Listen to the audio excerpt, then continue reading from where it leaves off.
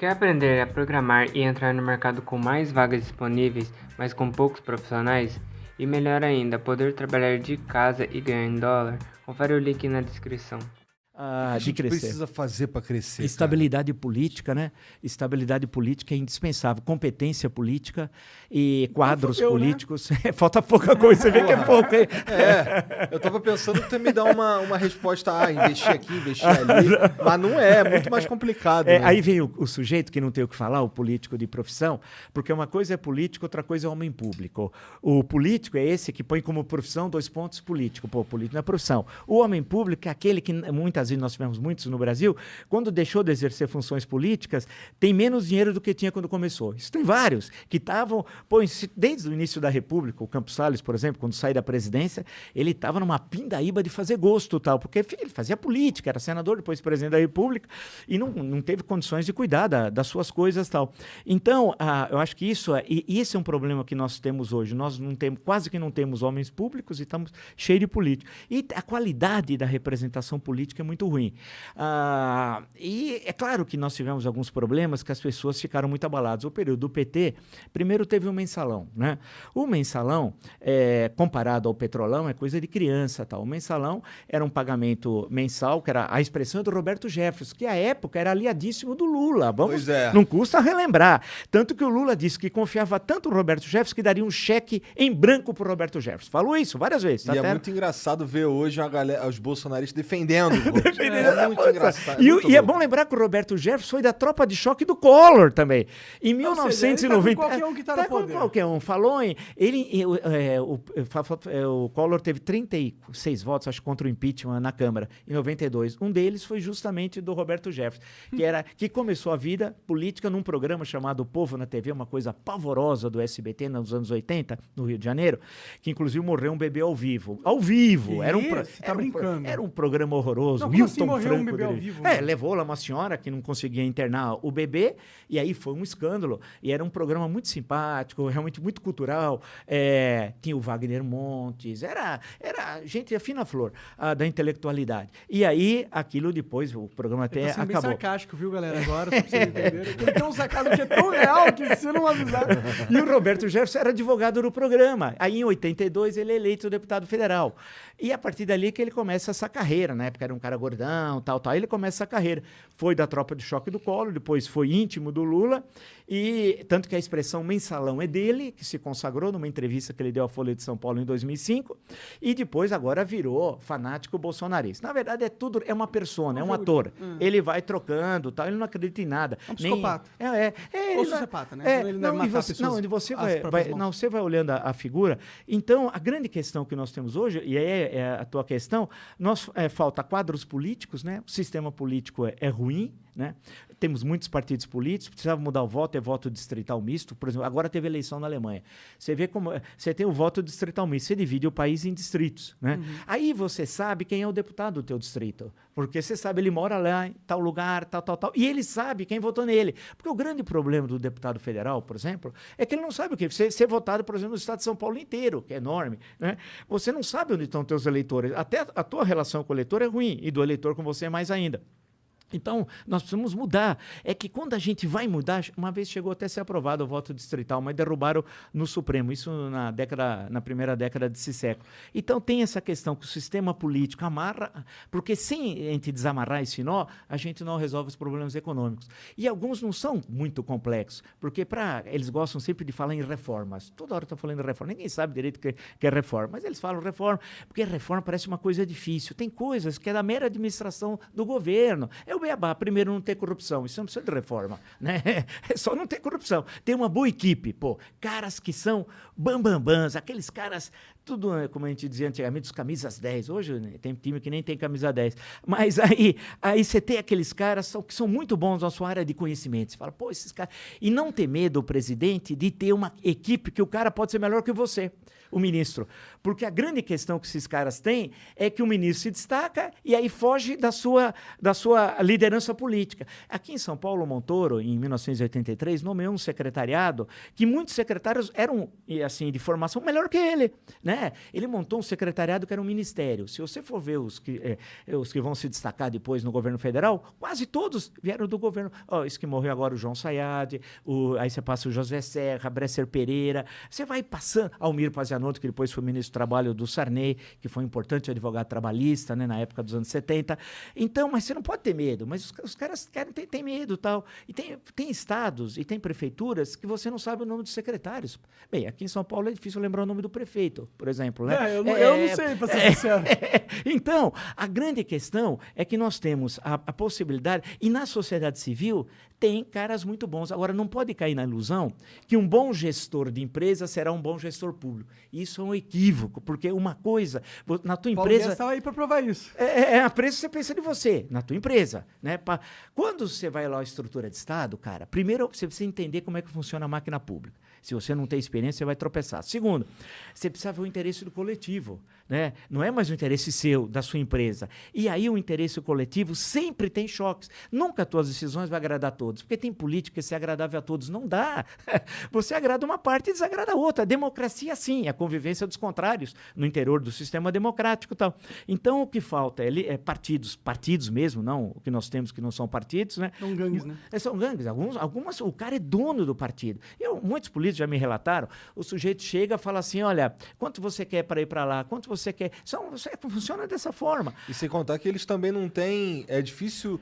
A maioria dos partidos você não sabe exatamente o que eles defendem. Exato, são Eles partidos... nada, não tem diferença de um com o outro. Não tem diferença. Não tem ideologia. Então, você pega certos países, você tem 7, 8 partidos. Tudo bem, 7, 8, 6, 7, com representação. Cara, como que tá essa vida de estudar pra caramba, ver esse cenário político decadente? Olha, a questão é o seguinte, eu fiquei 30 anos como professor na universidade pública, né? Eu estava na Universidade Federal de São Carlos, né, nos últimos 20. E antes eu tinha trabalhado também no ensino médio e tal. Aí trabalhei bastante, dei bastante aula. Não, você pode ficar ali, pode só ficar puxa. tranquilo, Só puxar. Não, mas tudo bem. Aí eu fiz quando eu me aposentei na universidade, eu já participava bastante, escrevia muito para a Folha, para o Estado, participava de debates em TV e tal. Aí, a partir de 2013, metade do ano, aí eu comecei a me dedicar às minhas coisas no campo do jornalismo político. E mais recentemente no YouTube, né, no meu canal do YouTube, e que a gente lá combina as lives que são diárias, com entrevistas, tem lá um clube de membros, né? E isso está sendo muito legal, porque, bem, vocês são os grandes especialistas, eu sou um aprendiz, então eu estou aprendendo, e aí a Letícia, que é minha mulher que conhece bem tudo isso, e é bem legal, porque é um outro público, não tem nada a ver com aquele público que eu escrevi em jornal antigamente, nas revistas, o público da universidade também é diferente do que a TV aberta. Você se sente mais livre? Ah, sim, porque eu tive umas experiências meio problemáticas. Esse público é diferente também da Jovem Pan? Sim, porque eu participei numa época da Jovem Pan, que não é a Jovem Pan de hoje, era uma Jovem Pan diferente, né? Tanto que com quem eu trabalhei, quase 90%, 95% foi embora, né? Está em outros veículos de imprensa e tal, fazendo outras coisas. Mas é um outro público. E é legal porque a gente tem uma ideia, você fala com o mundo inteiro, né? Cara, o que tem de brasileiro espalhado pelo mundo.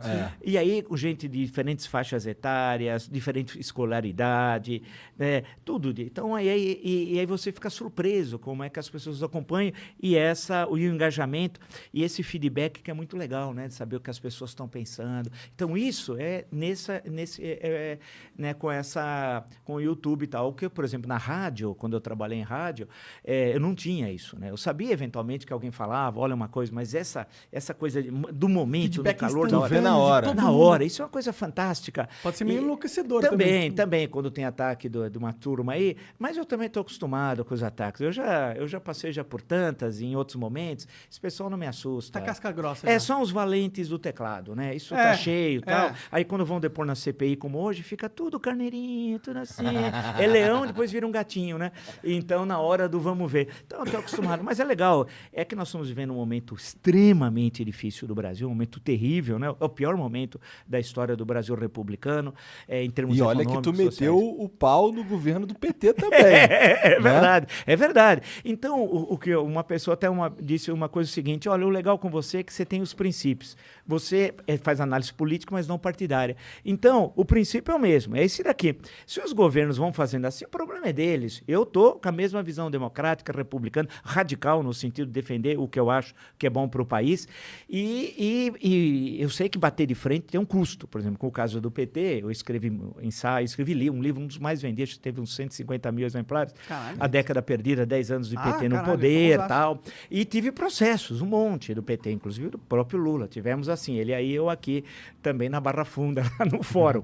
Mas isso faz parte com outros políticos do PT, agora mesmo, agora virtual, semana passada, com mais um, que eu já nem lembrava, de 2018, fazia tanto tempo.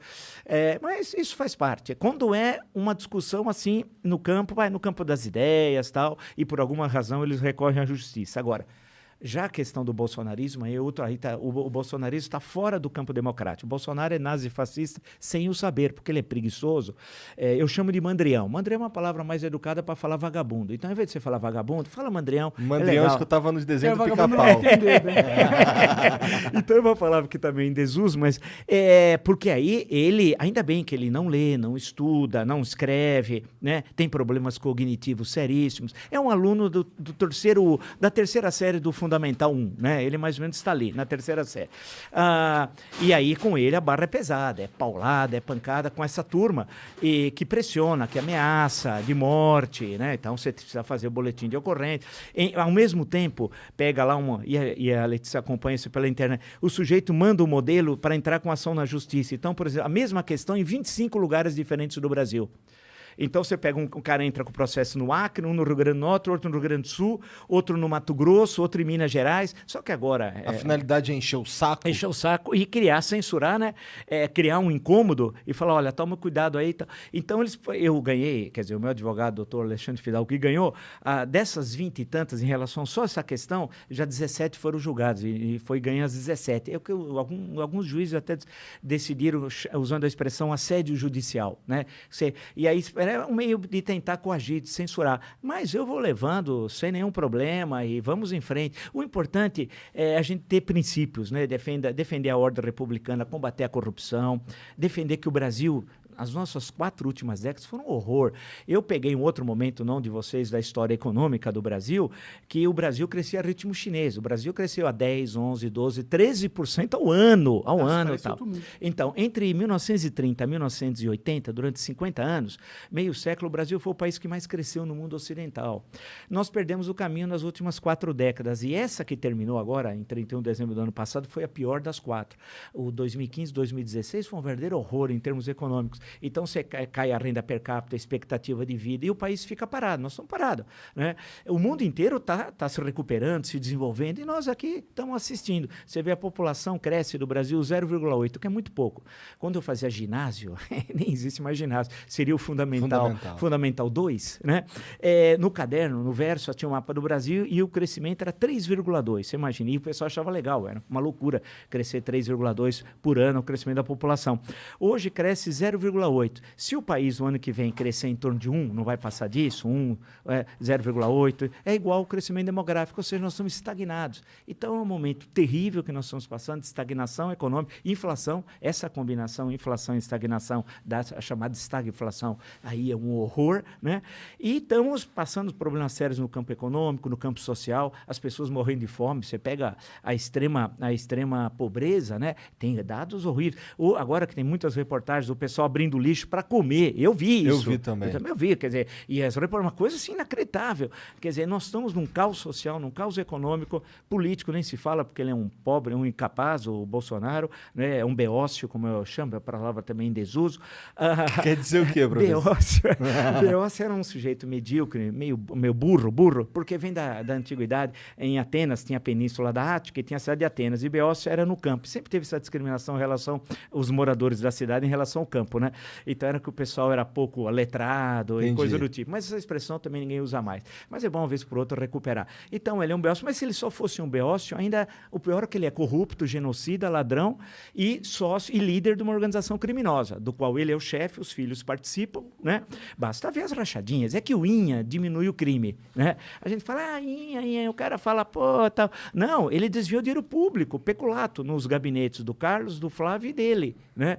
E fez isso durante anos, porque... Ele é meio ladrão de galinha nesse sentido, né? Porque ele não tinha presidência da República. Então, dá trabalho. Pensa o seguinte... Porque ele era burro, né? Não, ele não era mas político eficaz para estar mas era o dentro dos máximo grandes que ele... esquemas, Mas né? era, ele não tinha... Então, o que ele ficava... Você imagina, dá trabalho. Vamos ler o lado positivo do corrupto. Porque você precisava depositar no envelope 1.200 por vez, aceitava o caixa da Assembleia. Pô, você faz não sei quantos envelopes, dá certo o trabalho, né? Você tem de cobrar o assessor que não trabalha. Foram 102 familiares. Ele é uma pessoa ótima, Nossa. um bom cristão, 102, né? Dele e da segunda mulher, que é uma senhora também de reputação ilibana, uma grande pessoa também, que com ele, durante o casamento, cerca de 10 anos, comprou 14 imóveis. Só que não bate, né? Se você pega os rendimentos dela e dele, como é que eles compraram 14? É o peculato, é o rachadinha, que eles tinham, lavavam dinheiro com imóveis e tal. Então, é um momento difícil, porque você junta caos social, caos econômico, um país sem perspectiva, o mundo se modernizando rápido.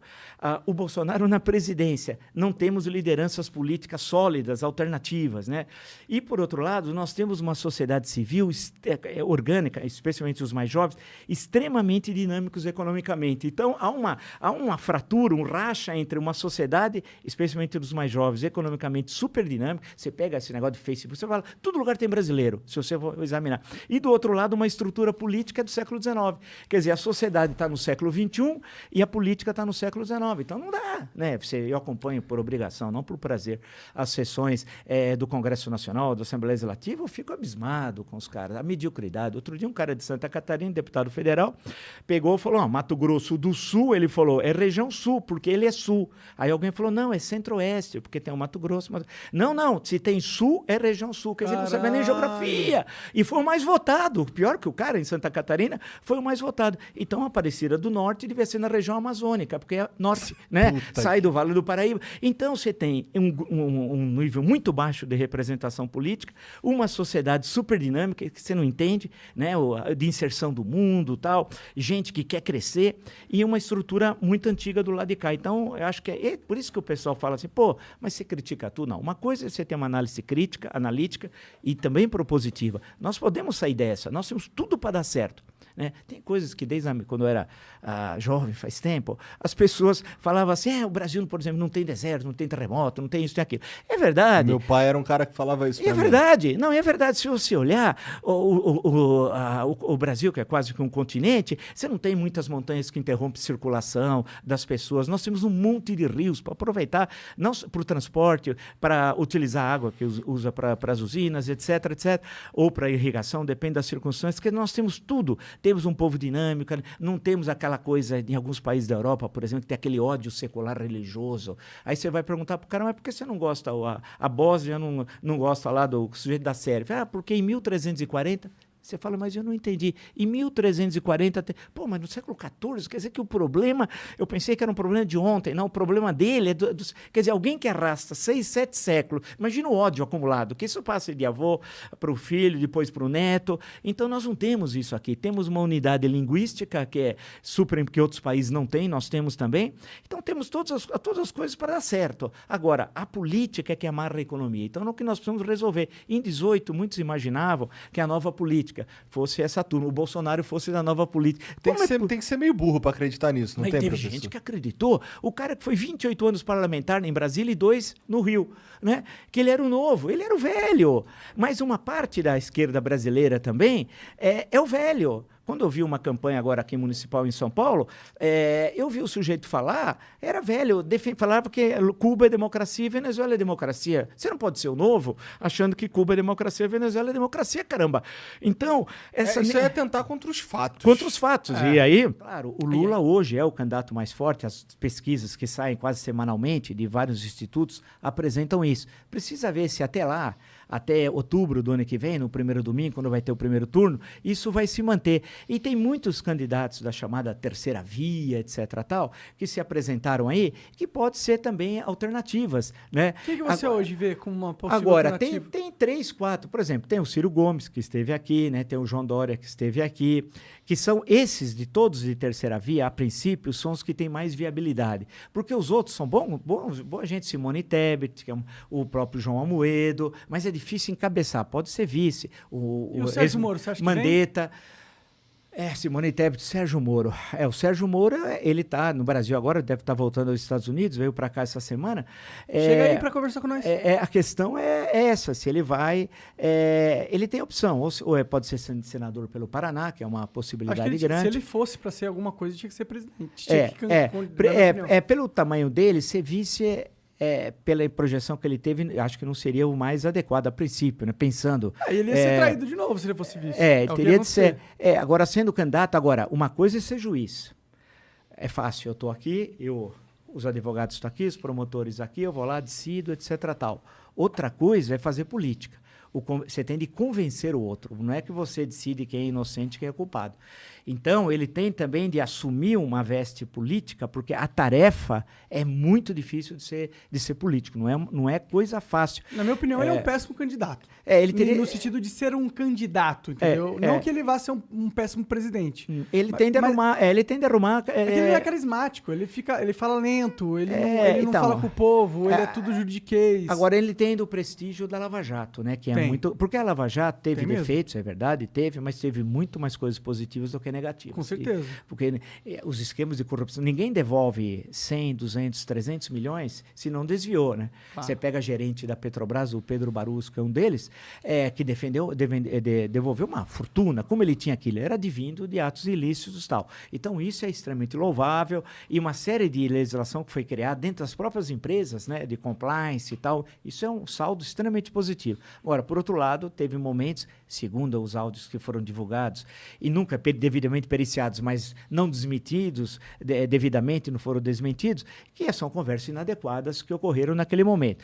E outras condenações acabaram sendo anuladas. Aí tem toda uma discussão entre as várias esferas de justiça no Brasil. Agora, no geral, você pode dizer que ela teve um papel importante. Agora, teve excessos que têm de ser coibidos e tal.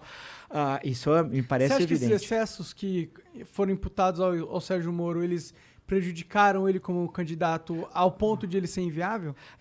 Criaram os excessos bateram muito na tecla do Ministério Público, né? Especialmente ali do Paraná, né? Federal, mas no Paraná. Isso prejudicou, claro. Ele prejudicou, acho que várias coisas. Ele fez um cálculo errado de ter sido ministro da Justiça, né? Ele poderia ter ficado juiz e aí, se quisesse fazer política, mais lá na frente, que seria agora, aí ele poderia ser candidato. Então, ele fez um cálculo errado.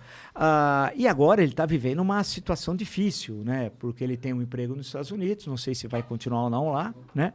Mas a situação dele e politicamente é difícil, porque para você ser candidato a presidente da República, precisa ter partido. No Brasil é obrigado a ter partido, não tem outro jeito. E a questão que a Constituição exige, a questão que precisa de dinheiro, de recursos, precisa ter presença nos 27 unidades da federação. Então não é fácil. Quem tem mais cancha política, o Bolsonaro tinha à época 30 anos, o PT tinha, etc, etc. Você sai candidato. Agora, sair candidato sem ter uma estrutura partidária, você está fadado ao fracasso. Agora, pode ser que ele seja candidato ao Senado pelo Paraná. Nós vamos ter uma vaga só de renovação, que seria uma alternativa. Se ele quisesse ser deputado federal, certamente seria com a maior facilidade pelo Paraná. Mas é a questão que se coloca, é muito complicado. O cenário de 2022 é muito preocupante, porque nós estamos vivendo a pior crise da história do Brasil republicano, a pior crise, o momento mais terrível da história do Brasil, e precisava ter uma discussão de ideias, de projetos. E o meu temor é que nós não tenhamos esse tipo de discussão, né? Tu achou que, pré-pandemia, tu acha que o governo vinha ok? do Bolsonaro não, cresceu em 2019, acho que 1,1, se não me engano, que foi muito pouco, né? Porque nós já tínhamos problemas na época já de inserção. A ida dele a Davos, logo no início, em janeiro, é patético, ninguém queria falar com ele, em 2019. Né? Isso se agravou com a questão da pandemia, com aquelas declarações... As queimadas. Com as queimadas da Amazônia, com a querer se envolver na eleição norte-americana. Isso nunca, nenhum presidente fez isso. Então, a coisa já vinha capengando, de há muito, né? E a pandemia, evidentemente, agravou, porque se naquele momento você desenvolve as políticas corretas, naqueles 3 primeiros meses, nós não teríamos a extensão no tempo da pandemia. Vídeo que ocorre na Europa, né? Você já tem o retorno de uma relativa vida normal, né? Uma relativa vida normal. Evidentemente que a pandemia começou primeiro na Europa, porque ela veio da China, passou pelo Oriente Médio, né? E o Irã, em especial, chegou na Europa, veja o caso do jogo do Atalanta de Bérgamo lá contra o Valência em Milão, que deu toda aquela coisa tal, chegou depois ao Reino Unido, atravessou o Atlântico e os Estados Unidos veio vindo, a gente sabia que estava vindo, né? A gente sabia. O próprio livro do Mandetta, né? Ele fala isso, um paciente chamado Brasil, né? Aí você tem, chegando aqui, se nós tivéssemos, naquele momento, feito as barreiras sanitárias, que eram indispensáveis, no aeroportos, portos, a passagem por terra, que o Brasil tem fronteiras enormes e tal, tivesse um controle, e aí começássemos, o CEO da Pfizer, quantas vezes ele procurou o governo? Dezenas para vender a vacina. Vários e-mails, né? Bom, mas foi a reuniões. Eles negociaram com o cara, só não chegaram no acordo. Não, várias reuniões. Ele não queria, o governo não queria negociar com a Pfizer, mas queria negociar com o picareta do Cabo Dominguete, né? Com os picaretas que estavam no Ministério da Saúde fazendo corrupção, porque o governo não queria vacina, queria propina, né? E a CPI comprovou isso, né? Mostrou um cenário que eu falei, mas não é possível uma pessoa como o Pazuello, que é o que o Pazuello fez, nós vamos ter, no sentido não de vingança, eu não gosto de vingança, justiça. O número, durante a gestão dele, morreu cerca de 250 mil brasileiros e brasileiras. Ele brincando com Manaus. O que aconteceu em janeiro em Manaus, as pessoas morrendo porque não tinha oxigênio. Não ter oxigênio é você morrer afogado no seco. A FAB não tinha um avião para levar um cilindro, veio do Maduro, da Venezuela. É inacreditável o que aconteceu. Veio da Venezuela. Quer dizer, a Aeronáutica Brasileira não tem um avião. A Marinha não podia por via fluvial. Não sei. Ninguém conseguia levar. Veja, quase 200 por dia estavam morrendo em Manaus. Aí eles mandam o Tratikov para lá. O Pazuello foi lá, e ele mora lá, hein? Foi lá dando risada, gozando das pessoas. Porra, cara, qual é a tua? As pessoas morrendo. E eles não comprando a vacina. E aí vem o Cabo Dominguete, que é um sujeito patético, né? Que não tinha dinheiro para colocar, segundo o WhatsApp. Ele não tinha nem a vacina, né? Nada, era tudo mentira. Falava em milhões de vacina. Cadê as vacinas, cara? Né? E aí eles foram fazendo um happy hour às 5 da tarde, quando naquele dia tinha morrido 1.200 pessoas. O cara para de trabalhar às 5 da tarde, o tal de Roberto Dias. Então, quando você vê todo esse cenário, esse conjunto de coisas, você fala assim, Deus do céu, né? O que aconteceu no Brasil é um pesadelo. É que nós perdemos, não sei porquê, não tenho a capacidade da indignação. O Brasil sempre foi um país, em certos momentos, muito indignado. E assim que a história mudou. Por alguma razão, não só a pandemia explica isso, por algumas outras razões que eu não sei quais, nós perdemos a capacidade da indignação. Morrem 600 mil pessoas. Os Estados Unidos perdeu na Guerra do Vietnã, durante 20 anos, cerca de 70 mil soldados. Pô, aqui morreu em 1 ano e meio 600 mil pessoas, cara. Pô, morreu 8 vezes o que morreu em 20 anos na Guerra do Vietnã. Não é possível, não acontece. As pessoas acham isso uma coisa normal. Elas atribuem um pouco à pandemia, essa parada. Sim, mas não existe. A pandemia veio, ela tinha, como outros países fizeram, rapidamente você faz os trabalhos de isolamento, a utilização das máscaras, que eles continuam sendo contra, né?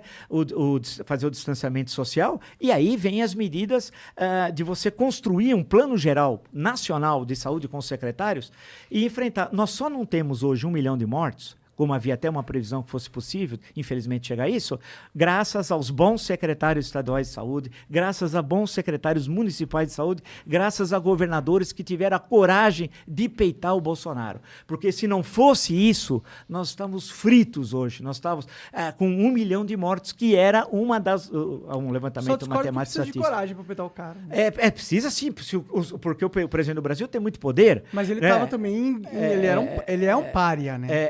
É politicamente muito vantajoso estar contra o Bolsonaro hoje em dia. Olha, é difícil em certos momentos enfrentar, porque ainda ele tentou dia 7 de setembro dar um golpe de Estado. Ainda bem que ele é incapaz. Eu acho que ele Graças fica a Deus. tentando, ele fica soltando no público dele uns testes pra ver como que tá o clima. Será que eles aceitariam fazer isso? Sim. Tanto que eu já vi uma declaração dele falando, pô, vocês falando aí que querem golpe de Estado, tô esperando um sinal de vocês. Ele falou isso com todas as letras, inclusive. Agora, então eu acho que ele fica só testando a água. Se tivesse Ele falou isso? Falou. Falou mesmo, eu vi o vídeo. E se tivesse um cenário onde a gente tivesse, sei lá, 40%, 50% de apoio da população ao Bolsonaro dar um golpe, eu com certeza acho que ele daria, entendeu? Agora, você imagina que ponto nós chegamos no Brasil há mais de 30 anos que essa questão não era... As questões políticas eram resolvidas nos processos eleitorais, não em golpe de Estado. Isso já passou no mundo inteiro, não tem mais Guerra Fria, não tem mais União Soviética, os Estados Unidos, duas superpotências. Guerra Fria tem. Não, Guerra Fria naquele sentido clássico de guerra... Clássico não, né? Mas acabou. tem uma Guerra Fria rolando aí com os Estados Unidos. Já caiu o Muro de Berlim, que o Brasil é um país... Agora, um país longe, caiu no dia 9 de novembro de 1989, a notícia demora, o país é longe para chegar. Então, hoje o mundo é outro. Falar em golpe de Estado, você acha que o investidor estrangeiro vai... E há muito dinheiro circulando, vai pôr um centavo num país que um presidente discursa na ONU como ele discursou, ou faz aquela palhaçada no 7 de setembro no Brasil, em São Paulo? Então, o que nós precisamos voltamos à questão, a estabilidade política. A estabilidade política é que gera uma boa discussão política e o crescimento da economia. Nós precisamos saber para onde vamos. O país tem demandas, precisa crescer, precisam qualificar. Mas uma coisa que me interessa nessa história toda que você está me contando é que, por mais que a gente teve histórias, momentos da história do Brasil que a gente foi para um âmbito autoritário da coisa, o Brasil, por algum motivo, nunca se perdeu tanto nisso, no sentido que não foi um Mao Tse Tung, tá ligado? Da vida. Porque aqui tinha os militares, essa é uma questão que você colocou interessantíssima, que está até no meu livro, no meu curso, Ditadura Brasileira, que é a seguinte... os militares brasileiros não eram nazistas, fascistas, aí é bobagem quando eu falo daquela época, né, de 64. Eles são positivistas, ou seja, um Estado central forte, modernizador, autoritário, né? Mas eles são patriotas. Sim, naquele eles momento, pelo sim. Bem do que eles acreditavam. Não tem nada a ver com o Bolsonaro. O Bolsonaro é traidor da pátria, né? Ele é traidor. Okay. Ele se ajoelha para o imperialismo americano. Você imagina? Ele se ajoelha para quem salvar os filhos dele. Ele não faz uma coisa. Aí, os militares, você tem um programa naquele momento de nacionalismo, de industrialização rápida, de inserção no Brasil no mundo, do Brasil ser uma potência no hemisfério sul, potência militar no hemisfério sul, vem até a história da bomba atômica, né? Começa a se fazer um programa... Que a gente tem, com certeza, uma escondida. Não tem. Deve ser... Tem o Bolsonaro, que é a nossa bomba atômica. Lembrar que em Hiroshima morreram 150 mil no bombardeio atômico. O Bolsonaro já matou 600 mil no Brasil com a pandemia. Calma.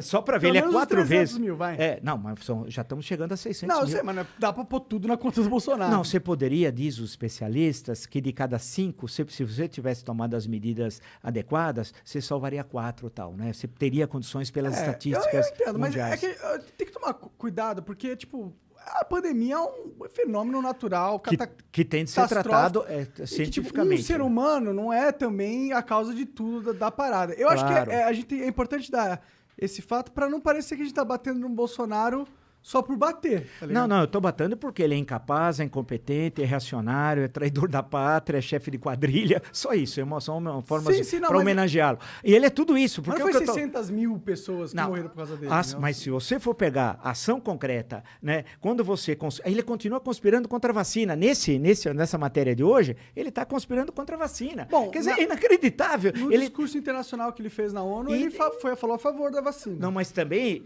falou do Tratikov. O Tratikov é um dos maiores crimes cometidos no Brasil. Que é isso? O Tratikov é o tratamento precoce. O tratamento precoce. E eles inventaram em Manaus... Mas isso está sendo discutido bastante nos Estados Unidos também. Não, mas isso é de pessoal da extrema... Tem de lembrar que os Estados Unidos é chamar Terra da Liberdade peronomútil, né? Então, se você vê lá que tem a Ku Klux Klan, a supremacia branca, que, por sinal, o Bolsonaro trouxe para o Brasil o número 88 daquele clube de tiro... Vejam hoje, tá lá no UOL, aquele 80, eu já sabia que já tinha me contado essa história, eu só não falei, mas saiu agora no UOL, tudo bem, eu vou dizer. 88 é a supremacia branca, é 2 vezes a letra H, de Heil Hitler. Entendi. É isso. É o número 8. Ou seja, eles trouxeram isso para o Brasil e está o Eduardo Bolsonaro com isso. E é supremacia. Então, pensar que Estados Unidos é aquela lembrança, dos pais fundadores ali, eu estou me referindo ao processo da independência, a democracia, depois... Você tem que lembrar que a emenda 13 da Constituição americana não aboliu a escravidão, hein? Leia, inclusive, a luta até hoje da Angela Davis, leia a continuidade da 13ª emenda. Então, é um negócio complicado, mas que é uma referência em debates políticos para nós, claro que tem coisas fantásticas lá, em termos da cultura, grandes escritores, filmes, não mas é necessário tomar cuidado das coisas que vêm. Eles não são também o arauto da moralidade mundial. Da moralidade também, tem casos lá de terrível corrupção e tal, mas tem coisas extremamente legais, bacanas e tal. Agora, e que nós somos aqui tributários, né? Basta ver a influência dos anos 60 lá aqui no Brasil. Esse por aí vai. mesmo aqui é totalmente baseado na cultura americana. Não, e você pega, outro dia eu estava falando até estava no Jornal da Cultura, só um parênteses, aí tinha um senhor lá, eu me lembrei de um filme chamado Easy Rider, que aqui chamou Sem Destino, né? Que é um clássico, né? Com o Peter Fonda, o Dennis Hopper e o Jack Nicholson, que provavelmente é o primeiro filme que rouba a cena. E aí você vê o que é os Estados Unidos, porque eles estão fazendo, porque os Estados Unidos foi do leste para o oeste, né? Veio do Atlântico para o Pacífico, processo de ocupação territorial. E no filme é o contrário, eles querem passar o carnaval em New Orleans, então eles estão vindo da Califórnia, porque a Califórnia é um outro mundo nos Estados Unidos. E aí eles vão chegando no meio oeste, onde estão os caipiras, e aí, vê uns caras cabeludos, de moto, é uma tragédia, porque eles acabam nem chegando e vendo o carnaval em New Orleans e tal. Então é isso, e às vezes trabalham no cinema norte-americano, tem o Mississippi em Chamas, por exemplo, podia citar uns 500 mil filmes. E tem filmes lá no Nascimento do Cinema, Nascimento de uma Nação, que é um clássico do Griffith, é um filme racista, terrivelmente, e por aí vai. Então, a grande questão que eu estou dizendo é que o Bolsonaro, eles trouxeram essa questão norte-americana para cá, e nós não tínhamos isso. Essa questão das armas, uma das últimas reportagens da Folha de São Paulo, dia desse aí que passou, aumentou o número de pessoas com armas no Brasil 3 vezes. Desde 2019, quando ele assumiu a presidência. Mas você acha isso ruim? Acho, claro que sim. Isso aí é Estados Unidos, que tem aqueles malucos que entram na escola, fuzilam, matam não sei quem. Mas isso pra não que é o cara vai sintoma pequeno de uma parada? Eu não sei se concordo com você nesse sentido. Você imagina 6 armas, você ter 6 armas, aqui ele fez um decreto. Não é uma arma. Você imagina o seguinte, por que o cara precisa de 6 armas? Primeiro, com que dinheiro? O cara hoje não tem dinheiro para comprar arroz, feijão e carne. Quem é que vai comprar 6 armas? Né? Isso vai tudo pro crime organizado, no fundo. Né? Quem vai armar? Mais ou menos. Não, vai tudo. Vai tudo pro crime organizado. Quem vai ficar com essas armas... É que o crime organizado não tem problema de conseguir arma, tá ligado? Sim, ele pode conseguir, nossas fronteiras são crime, despoliciadas. Afinal, tá mas ele pode até... Mas ele paradas. pode até, se o quiser, se assim o desejar, você veja a facilidade de conseguir ter isso. Então, mas será que o Estado não está sendo meio babá e não permitir o ser humano ter uma arma? Não, o Estado precisa ter segurança pública, algo que o Bolsonaro nem quer, porque o Bolsonaro é criminoso. Ele é aliado de miliciano. Mas esquece o Bolsonaro. Vamos pensar em liberdades individuais aqui. Liberdade não é ter uma arma. Isso daí é uma leitura da extrema-direita norte-americana. E sabe por quê? Isso está na Constituição dos Estados Unidos, mas você não entender 1776, o que era ter arma num país que você está quase só na faixa aqui atlântica, né? E não tem Estado ainda, a estrutura estatal. Nos filmes de Velho Oeste, acho que claro, todo mundo assistiu os grandes faroeste clássicos, John Ford, por exemplo. Red Dead Redemption, que é o jogo do Velho Oeste, muito foda. E pega o John Ford, que é um irlandês, de descendência irlandesa, que é um diretor, assim, fantástico de cinema e tal. Você sempre vê o quê? Chega a família, chega o missionário, vai ocupando aquelas áreas, vem a carroça, sempre assim. Só que não tem lei. É uma tremenda zona. Quem é a lei? É o xerife. Quem é o xerife? É o Estado. Né? Aí que chega e começa, e aí vai envolver até a questão de andar com armas, etc. Porque chegou o xerife. E aí depois vem a prisão, vem isso, vem aquilo, etc. Tal, e por aí vai. Então, e por isso que na Constituição norte-americana fala, naquele momento, nós somos no final do século XVIII, da questão das armas. No caso brasileiro, e você compara com a Europa. A nossa referência não é os Estados Unidos. A nossa referência histórica é a Europa, especialmente a Europa Ocidental. Nós somos tributários da França, da Revolução Francesa. A nossa visão do mundo vem da Grécia, graças a Deus, não vem de Miami, ou de Orlando, Orlando pior ainda. Ali vem a nossa visão. A Europa é social-democrata. Vai ficar doente nos Estados Unidos. Não tem SUS, você morre. Tem gente que agora com a Covid vai ficar pagando a vida inteira o tratamento de saúde. Qual é o maior SUS do mundo? Nós temos o maior serviço público do mundo. E o criminoso do Bolsonaro cortou 22% do orçamento de saúde para o próximo ano. Isso quando nós temos 600 mil mortes e tem os sequelados, hein? Que são milhões. Tem gente que vai ficar a vida inteira, não pode retornar ao trabalho como antigamente por sequelas que traz. Outros problemas emocionais, outros problemas físicos gravíssimos. O Brasil tem de pensar nesses, além da terrível 600 mil famílias destruídas. Quantos órfãos tem no Brasil? Nós não sabemos ainda. Pode ser 20, 30, 50 mil. Quantos aposentados, senhores de idade, sustentavam a família, sustentavam o filho e o neto? Na Bahia, o senador Otto Alencar, outro dia até deu um exemplo, são milhares. Porque eu conheço sempre, porque eu estudei também o semiárido nordestino, né? Pô, tem cidades, sabe? A fonte de renda da cidade era a aposentadoria, que na verdade foi criado pelo Fundo Rural, que vem do governo Médici, vem lá atrás. É a aposentadoria e o Bolsa Família. Uma das cidades que eu fiz a tese de doutorado sobre Canudos do século XIX, mas eu fui a Canudos atual, que não é bem Canudos, é vizinha antiga Canudos, agora no nordeste da Bahia. É de papel os Canudos. Não, era porque Canudos, porque é o seguinte, não, você caminhava, sabe por que Canudos? Porque a Caatinga em Tupi é Mata Branca, né? E você ia batendo na vegetação e tinha uns canudos, assim. Era um negócio bacana, um negócio legal. E aí, daí que veio, tinha uma freguesia chamada Santo Antônio dos Canudos. Daí que surgiu essa expressão, esse nome e tal. Quando eu fui lá, a última vez que eu estive lá foi em 2006. Era no segundo turno, que era Alckmin e Lula, né? E foi interessante, que eu escrevi até um artigo para a Folha na época, que eu fiquei vendo como é que funcionava agora a comunidade. E peguei os dados, fui comparando. A cidade tinha duas fontes de renda, aposentadoria rural e o Bolsa Família. A economia local, o PIB local, era quase que desprezível, não tinha nada. Por quê? Porque você está nos semiáridos, para você desenvolver atividade agrícola é muito difícil. Você cava 30 centímetros, você bate no cristalino, na rocha pura. Então você tinha um pouco de pecuária ali, né? Que era o bode, que eles gostam muito lá na Bahia, tal do bode. A presença do Estado, onde está? O DENOX, foi, o Departamento Nacional de Obras e Contratos, foi na prática destruído, né? Não tem mais nada. O Banco do Nordeste só financia os grandes, deixa sempre os pequenos tomarem na cabeça. A Sudene, está lá, o DENOX, a sede é Fortaleza, Banco do Nordeste, sede Fortaleza, Sudene em Recife. Só que eu estou lá no nordeste da Bahia e não tinha nada, as pessoas sofrendo lá. E em Canudos, naquela época, isso em 2006, a pessoa recebia acho que R$5 para capinar um terreno, cara, por dia. Você olhava e falava, putz, e aquele sol dos diabos, né? Porque eu fui muitas vezes lá, eu nunca vi chover, porque o índice pluviométrico é baixíssimo e tal. Então, quando aí você analisa, passa por isso, você vê que a sociedade brasileira é muito pobre. Nós somos o segundo país mais desigual do mundo. Sério? A pandemia criou milionários no Brasil, mas como é possível? Aumentou, acho que 13 multimilionários na pandemia. Pô, mas todo mundo piorou na pandemia, caramba. Mas faz sentido, na verdade. Eu não sei como, eu gostaria até de saber. Até numa crise existe oportunidade. Sim, os laboratórios ganharam para a fortuna por causa do Bolsonaro, né? Vocês imaginam do cara mostrando aqui para a EMA tá vindo aqui, né? Ele mostra para a EMA, né? Você acha que aquela propaganda de laboratório, aquilo lá foi tudo de graça? Sim. Aqueles laboratórios ganharam fortunas. Mas não só isso é o argumento, né? Por exemplo, as empresas que também fabricam máscara tiveram um boom. Sim, mas os podcasts tiveram um boom, entendeu? Mas aí é competência de vocês, é outra história. Aí vocês não estão usando a pandemia como instrumento para lucrar. Isso não tem mas acabou sendo, entendeu? Mesmo que a gente não use. Tá. Mas a coisa toda, se você for analisar, é que a nossa situação piorou muito. Mas piorou muito com o processo da pandemia. Aumentou as desigualdades sociais. Mas faz sentido também numa pandemia isso acontecer. Mas se tivesse o governo, seria diferente. A grande questão, que o Paulo Guedes é um tremendo falastrão, eu sempre digo.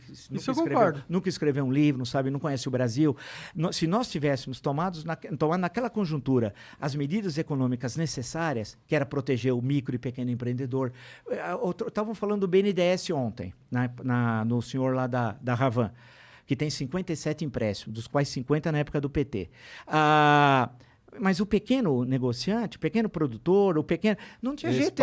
Esse passou foco. O pequeno, o micro, o médio. Então, a questão toda, se você for desenhar todo esse cenário, você não tinha uma política econômica de defesa dos mais frágeis. Por outro lado, a discussão da Bolsa, depois do auxílio emergencial, o valor foi a Câmara dos Deputados que estabeleceu os R$600. Não foi ele, que era 300. E aquilo permitiu a economia circular no momento fundamental fundamental para o país, a economia circulou.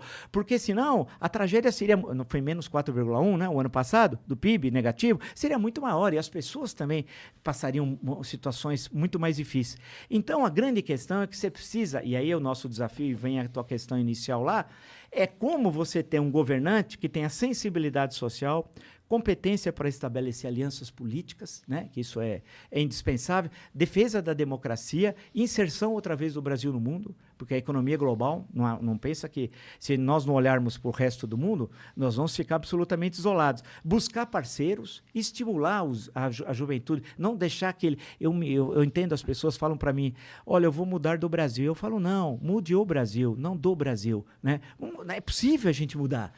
Temos que batalhar. Você já fala, ó, sai daqui quando você pode, mano. Não, tem de mudar, nós temos de mudar. Então nós temos de construir. Você não vai mudar.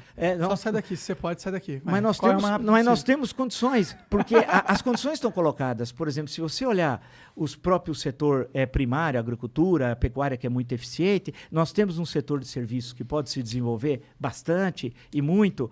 Precisamos recriar o setor industrial. O potencial a gente tem. Com certeza. Potencial a gente tem pra caralho. E o setor industrial, você imagina o seguinte... Que precisa ter mas você precisa ter plano, precisa ter projeto. Esse governo, isso por exemplo, não tem. tem. O Brasil não tem então, plano. Você olha pro futuro do país e só vê desgraça. Então você... Não, a gente vê no nosso horizonte próximo aí um Bolsonaro versus Lula. Isso aterrorizante. Isso é aterrorizante. Agora, precisa ver... É aquela história, nós estamos ainda há 13 meses da eleição, né? A política é muito dinâmica, né? Teve eleições que 13 meses ou 12, se preferirem um ano antes, tinha um quadro eleitoral e depois na eleição foi outro. O processo é muito dinâmico. Precisa ver o que vai ocorrer nesse processo, ou seja, como é que isso vai evoluir, né? Precisa ver se o Bolsonaro fica até o final do mandato. Ninguém sabe se vai ter impeachment, se ele pode até renunciar, ninguém sabe novas denúncias. Não, nenhum dos dois cenários é provável, na minha opinião. Tá em aberto. A CPI da pandemia vai apresentar agora, dia 20 de outubro, o seu relatório. Esse relatório vai para o Tribunal Penal Internacional de Haia, porque tem crimes de lesa humanidade que foram cometidos aqui no Brasil. Então, precisa ver novas denúncias de corrupção. Acontece, tem muitas variáveis. O Maion diz, salve família. Professor, fiz engenharia física na UFSCar. UFSCar, eu dei aula lá há 20 anos. Me arrependo de não ter puxado matéria do departamento de história com você nos meus créditos extras. Como você acha que devemos reformar as escolas básicas do país para tornar o Brasil um país inclusivo e não extrativista? Legal isso aí. Olha, bacana. É copiar as boas experiências. Copiar no sentido de ampliar as boas experiências que tem prefeituras e estados. Nós temos prefeituras, e agora esses exames do Enem, por exemplo, no Piauí, o pessoal fala, como no Piauí? Mas tem exemplos fantásticos. No Ceará, exemplos fantásticos. Tem exemplos no interior de São Paulo. Então é copiar no bom sentido os bons exemplos, espalhar os bons exemplos, os bons educadores, experiências em prefeituras super legais, em estados, para o Brasil. Aí precisa ter um ministro da Educação que vista a camisa de falar, olha, nós temos no Brasil quantos analfabetos funcionais? Alguns falam em 35 milhões. Nossa. Pessoas, né, que realmente não é só que sabem mal assinar o nome, que não lê um texto de 16 linhas. Vamos acabar com isso? Será que em 4 anos a gente não entusiasma o Brasil e acaba com isso? Você imagina, juntar tudo, sindicato, partidos, igrejas, falar, olha, daqui 4 anos no meu governo não vai ter um analfabeto. Pode ser que ele leia com dificuldades, mas ele vai saber escrever o nome e vai saber, ao menos, ler, entender um pouquinho de um panfleto, de alguma coisa, de alguma informação.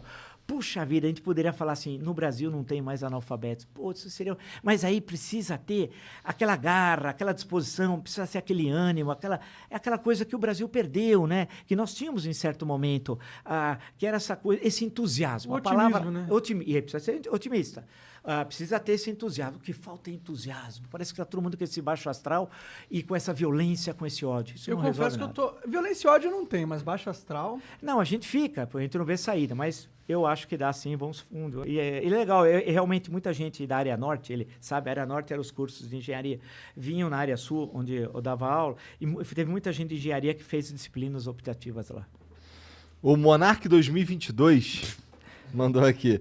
Fala, professor, qual a opinião do senhor sobre o atual posicionamento da Jovem Pan, com quase todos os seus comentaristas que apoiam o governo? Você acha que é Jovem Panos agora? O Tutinha só pensa na audiência? Aí fica chato eu falar, é deselegante, sinceramente. Porque eu trabalhei lá e eu não vejo e não assisto. Só sei que acontece o que as pessoas me falam. Mas eu não fica chato eu emitir. Sabe que eu entendo um pouco o posicionamento da Jovem Pan?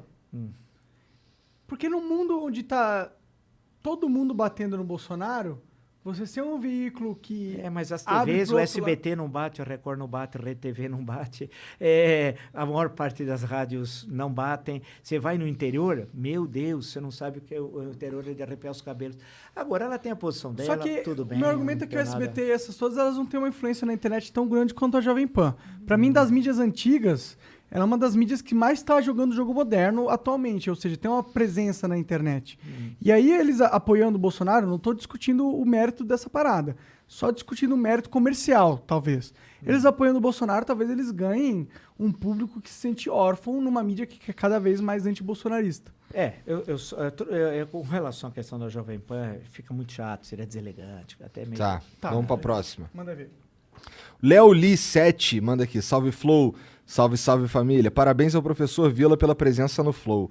Gostaria de saber da possibilidade de um debate deste professor junto ao jornalista Eduardo Bueno neste espaço.